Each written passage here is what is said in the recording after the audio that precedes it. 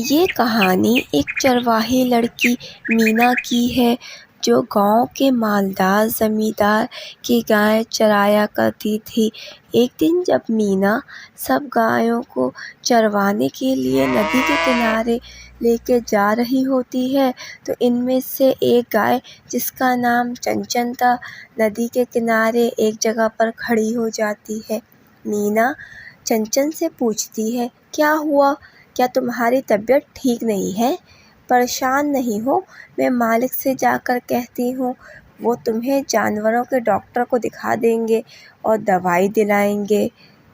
مگر جب مینا مالک کے پاس جا کر چنچن گائے کی طبیعت کا بتاتی ہے تو مالک اس کو قصائی کو بیچنے کا فیصلہ کر لیتا ہے تاکہ اس کی جان بیمار گائے سے چھوٹ جائے۔ مینا کو جب یہ بات پتہ چلتی ہے تو وہ بہت پریشان ہو جاتی ہے کیونکہ اسے چنچن گائے سے بہت محبت تھی۔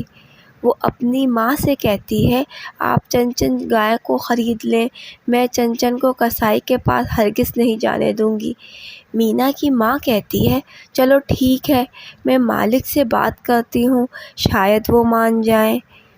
دوسرے دن مینا کی ماں مالک کے پاس جاتی ہیں اور کہتی ہیں، آپ چنچن ہمیں دے دیں اور ہر مہینے مینا کی تنخواہ میں سے کچھ رقم کاٹ لیا کریں۔ اس طرح 1 سال میں آپ کا قرض ادا ہو جائے گا۔ مالک مینا کی ماں کی بات مان لیتا ہے اور چنچن گائے کو ان کے حوالے کر دیتا ہے۔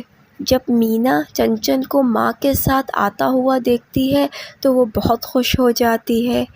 مینا کے پاس آتے ہی چنچن گائے ٹھیک ہو جاتی ہے اور پہلے سے دگنا دودھ دینے لگتی ہے۔ ایک دن مالک مینا سے پوچھتا ہے کہ چنچن گائے کیسی ہے تو وہ کہتی ہے وہ تو پہلے سے بہت صحت مند ہو گئی ہے اور دگنا دودھ دینے لگی ہے۔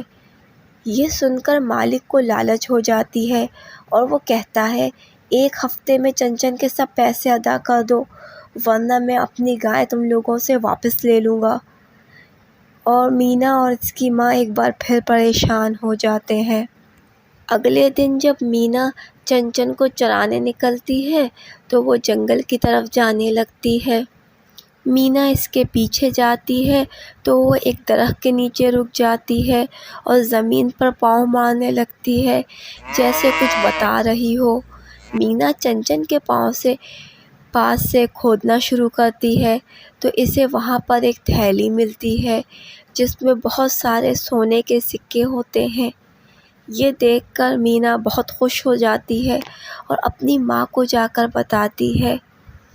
ماں اگلے روز ہی مالک کا قرض ادا کر دیتی ہے تو وہ حیران ہو جاتا ہے کہ ان کے پاس اچانک سے اتنے پیسے کہاں سے آ گئے، یقیناً یہ گائے جادوئی ہے، وہ سوچتا ہے، اور اگلے دن رات میں چپکے سے آ کر چنچن گائے کو چوری کر لیتا ہے۔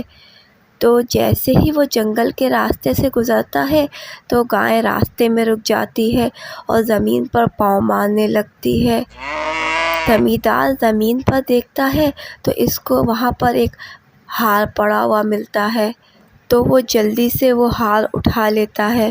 تو اتنے میں چنچن زور زور سے بولنا شروع کر دیتی ہے اور گاؤں کے کچھ لوگ وہاں جمع ہو جاتے ہیں، اور جیسے ہی وہ زمیندار کے ہاتھ میں ہار دیکھتے ہیں تو کہتے ہیں، یہ تو وہی ہار ہے جو کل رات چوری ہوا تھا، تو اس کا مطلب ہے زمیندار ہی چور ہے۔